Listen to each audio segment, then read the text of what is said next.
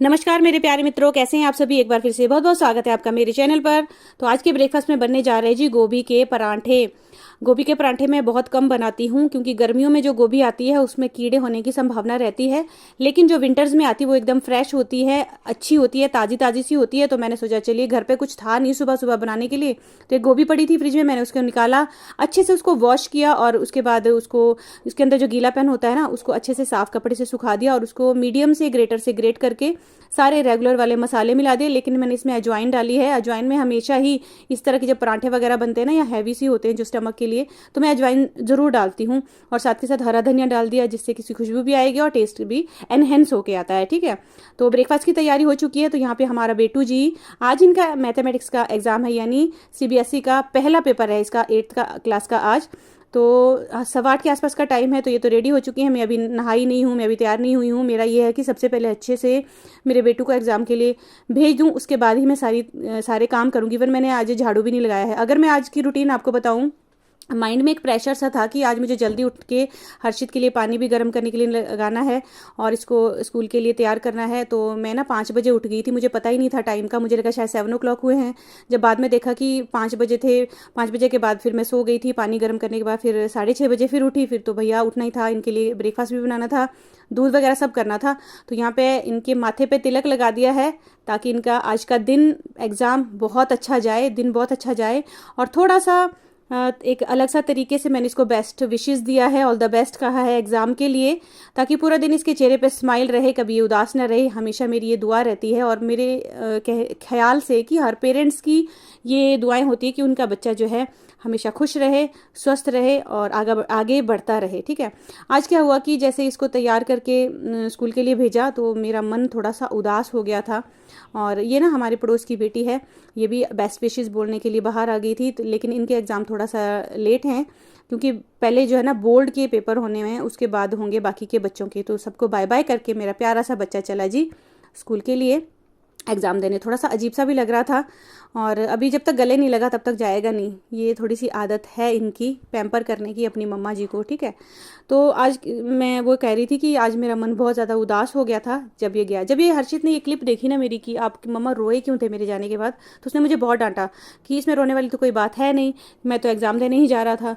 लेकिन वो नहीं समझेगा, वो तभी समझेगा जब वो पेरेंट बनेगा। ठीक है, यही बात हमारे पेरेंट्स ने हमें कही थी कि तुम तब समझोगे जब तुम पेरेंट्स बनोगे। एग्जैक्टली वही बात आज मुझे याद आई है कि बच्चों से ज़्यादा जो है पेरेंट्स वरिड रहते हैं हमेशा, चाहे वो बच्चों के स्वास्थ्य को लेकर हो, चाहे उनकी नीड को लेकर हो, चाहे उनके एग्ज़ाम और स्कूल को लेकर हो। तो सेम वही आज मुझे अपनी बचपन की बातें याद आ गई। हमारे पेरेंट्स भी हमें यही कहते थे कि बच्चा, तब जब तुम माँ बाप बनोगे तब तुम्हें समझ आएगा कि माँ बाप की वैल्यू क्या होती है, कि हमें कितनी टेंशन होती है तुम्हारी। तो ये मेरी बचपन की फ़ोटो है, आज मुझे अपने बचपन की वो सारी बातें याद आई हैं। ठीक है, थोड़ा सा रोए धोए हम, उसके बाद फ्रेश भी हो गई, तो ब्रेकफास्ट सब करके मैं चली जी अपने स्कूल के लिए।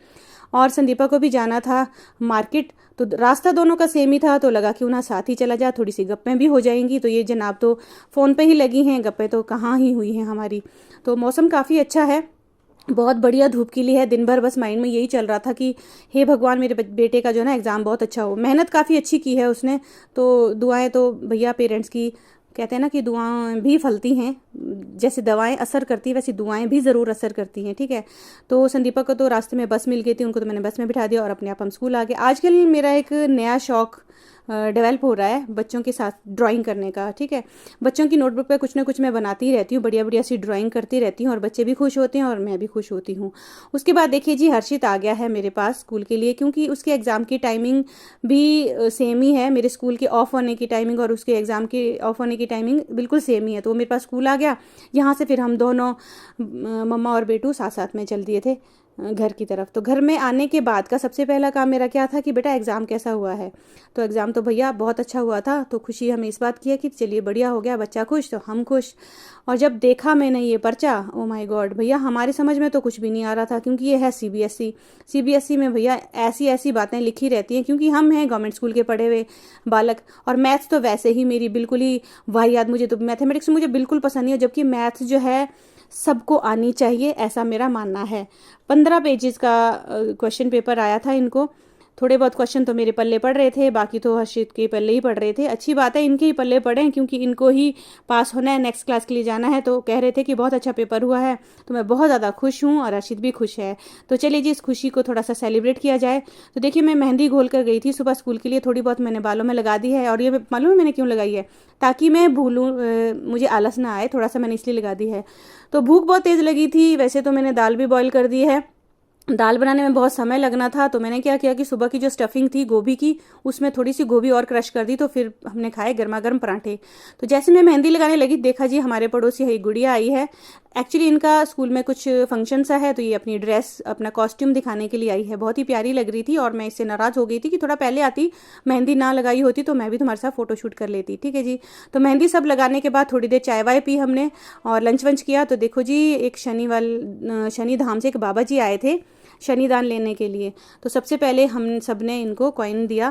कहते हैं कि इनके हाथ में जो कटोरा होता है उसके अंदर सरसों का जो तेल होता है, अगर उसमें अपनी शक्ल देखो तो काफ़ी शनि महाराज जी के जो आपके कुप्रभाव जो हट जाते हैं और अच्छे प्रभाव पड़ते हैं। तो मत से हमने इनको थोड़ा बहुत दान पुण्य किया। ये मांग रहे थे चावल, मैंने वो भी दिया। मेरे पास थोड़ी बहुत मिठाइयाँ थी, सेब थे, वो भी दिया। उसके बाद आज तो भैया सिलाई मशीन की तरफ देखा भी नहीं है, मस्त हम दोनों सो गए थे। तो हर्षित को भी मैंने बोला पढ़ने के लिए, तो ये भाई साहब कब रजाई में घुस के मेरे साथ ही सोए गए। आप देख सकते हैं बिल्कुल छोटे 2 साल के बच्चे की तरह मेरे साथ चिपक के सो रहा है। ठीक है।